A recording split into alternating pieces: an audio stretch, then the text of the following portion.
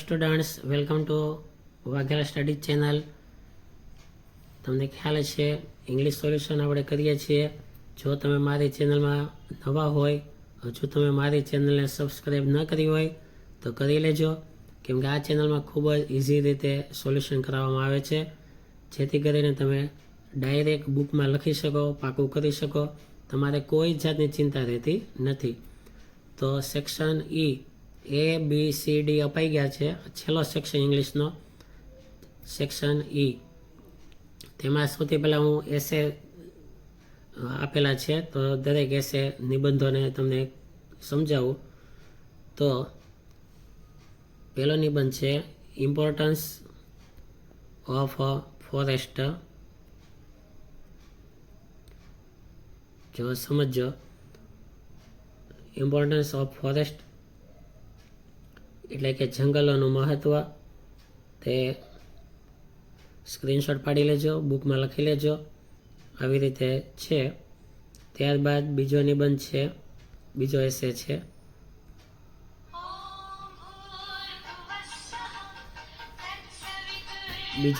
છે significance of sports in education, એટલે કે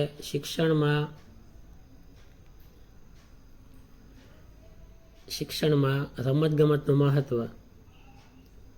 તમે સ્ક્રીનશોટ પાડી નિબંધ લખી લેજો. ત્યારબાદ ત્રીજો નિબંધ છે how the environment can be protected, એટલે કે પર્યાવરણનું રક્ષણ કેવી રીતે કરવું.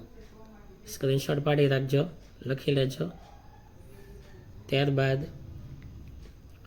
બુક્સ અવર બેસ્ટ ફ્રેન્ડ્સ, પુસ્તકો આપણા પરમ મિત્રો. ત્યારબાદ માય ફેવરિટ કાર્ટૂન સિરીઝ. જો ધ્યાન આપો, માય ફેવરિટ કાર્ટૂન સિરીઝ. તો સ્ક્રીનશોટ પાડી લેજો, બુકમાં લખી લેજો. સિરીઝ નથી પણ માય ફેવરિટ કાર્ટૂન કેરેક્ટર, મારું પ્રિય કાર્ટૂનનું ચરિત્ર, પાત્ર. તો સ્ક્રીનશોટ પાડી રાખજો. ત્યારબાદ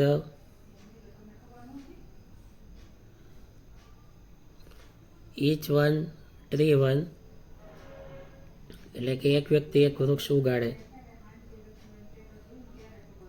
ત્યારબાદ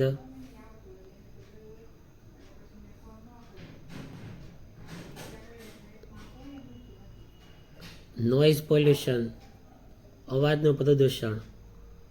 સ્ક્રીનશોટ પાડી રાખવા. ત્યારબાદ તેમાં તે જો ત્યાં પૂરો થઈશ પછી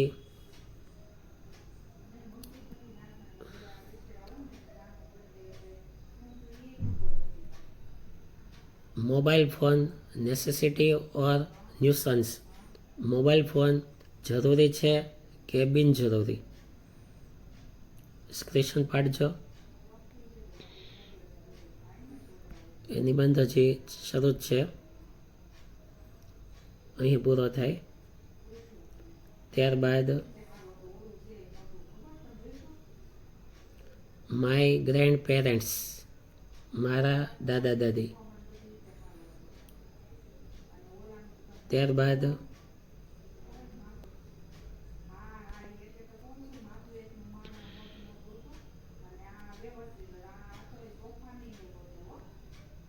જો આ રીતે અહીં નિબંધ પૂરો થાય. બરાબર, તો આ દરેક નિબંધોને તમે લખી લેજો. ત્યારબાદ હવે બીજા સોલ્યુશનો હું કહું. હવે એના સોલ્યુશનો છે ઈમેલના, ઇન્ફોર્મેશન ટ્રાન્સફરના અને એપ્લિકેશનના.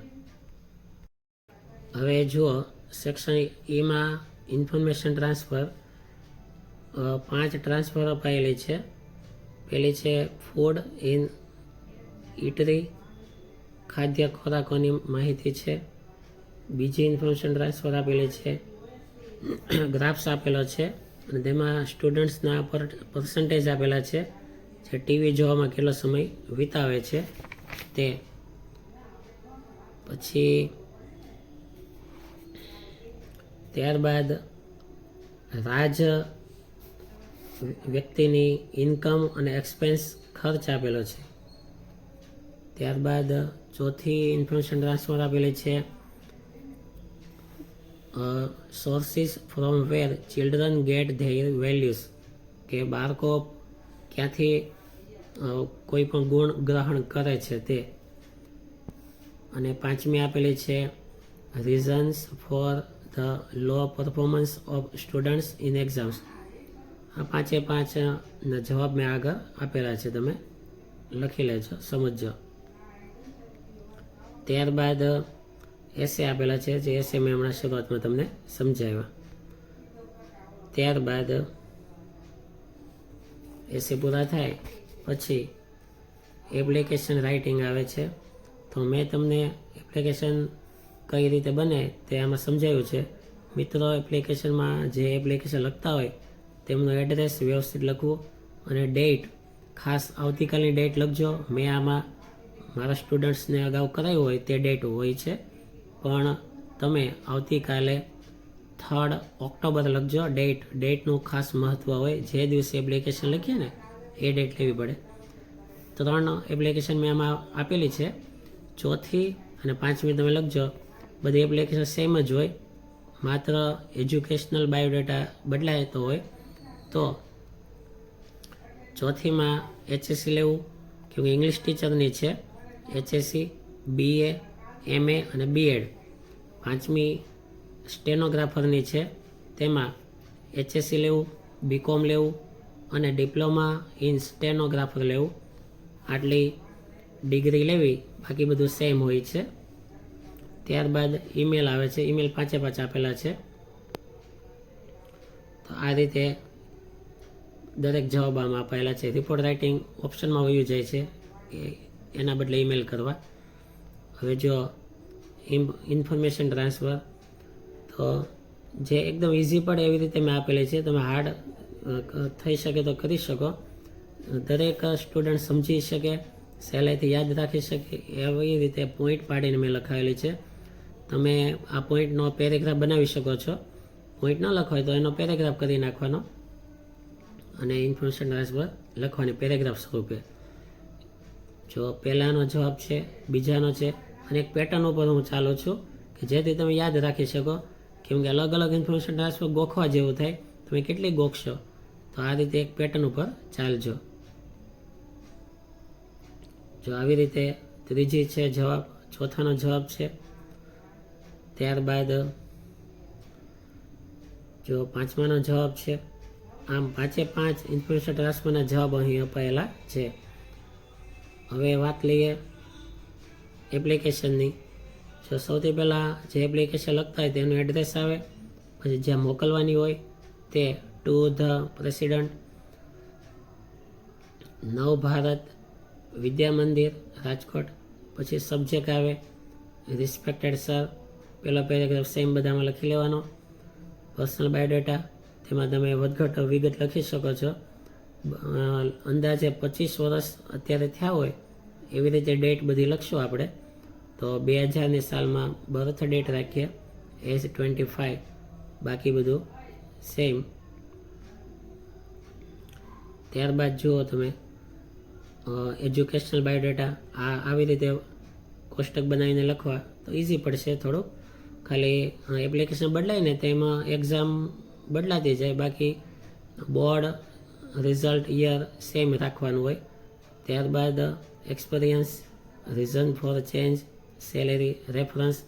રેફરન્સ મેં એક લખ્યો છે, તમે 2 આપી શકો. ત્યારબાદ છેલ્લો પેરેગ્રાફ કે if you select me for this post I will try my best two satisfy you with my work. Thank you. અને યોર્સ ફેથફુલી. ઇન્ક્લોઝર, જે કંઈ ડિગ્રી લીધી હોય તે બધી કોપીસ જોડવાની. હવે બીજી એપ્લિકેશન પાછળ આવે છે. ત્રીજી એપ્લિકેશન ડેટ બદલાવજો. મેં તમને સમજાવ્યું તેમ આવતીકાલની ડેટ લખવાની છે ખાસ, October 3, 2025. To the advertisement box number, આવી રીતે લખવું. જો પર્સનલ બાયોડેટા આપેલા છે, એજ્યુકેશન બાયોડેટા આપેલા છે.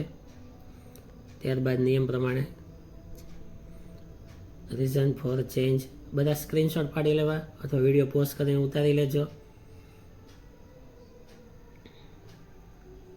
પછી પહેલી એપ્લિકેશન, બીજી એપ્લિકેશન મંથન છે જોશીની, ડેટ બધામાં બદલાવજો જો આવી રીતે આપેલી છે તમામ એપ્લિકેશન.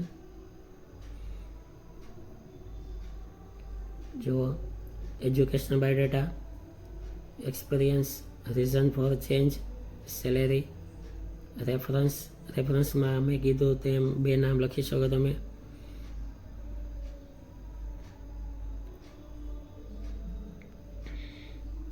તો અહીં એપ્લિકેશન પૂરી થાય.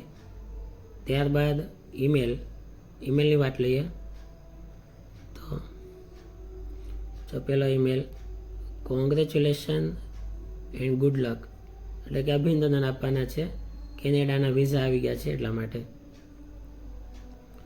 બીજો email complaint of a damaged parcel damage થયેલું આવ્યું છે તેની કમ્પ્લેન્ટ કરવાની છે. પછી request to book 2 rooms with a guide, ફરવા જવું છે તો બ્લેકબક પાર્કમાં જવાનું છે, સફારી પાર્કમાં, તો 2 રૂમ બુક કરવાના છે, તેમના માટેની એપ્લિકેશન લખવાની છે. બહુ ઇઝી પડે ને એવી રીતે મેં આપી છે, બાકી હાર્ડ થઈ શકે.